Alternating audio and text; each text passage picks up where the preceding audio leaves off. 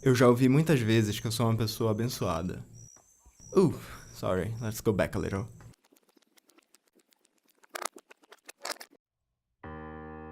I've heard many times in my life that I'm blessed. For a long time I couldn't see that, but now I know and I agree.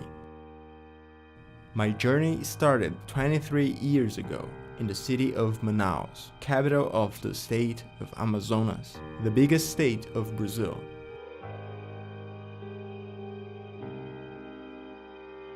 Since I was a kid, I loved movies. I was a child that would spend a lot of my free time watching films on the TV or making stop motion videos as soon as I got my hands on a phone with a camera. Movies are not only entertainment for me. I always watched movies in a way that connected me so much with them. I was interested in learning more about the films I loved and the people who made them. And as soon as I realized, I was in love with cinema. But the idea of making movies for a living was never an option, until I had to choose a course at the university. Brazil is not exactly the best country to live in if you want to work as a filmmaker, especially if you don't live in Rio or São Paulo. My hometown didn't even have a film course in any of its colleges. But exactly in the year I graduated from high school, the state university announced the first class of the audiovisual course.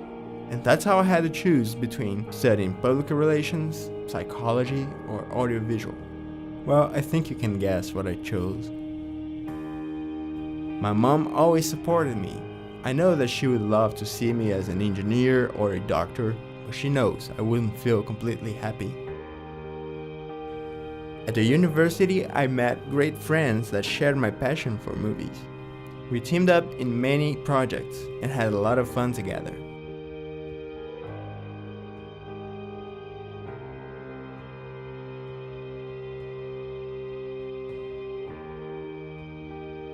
After we finished school, some of my classmates had to give up on their dream and look for something else.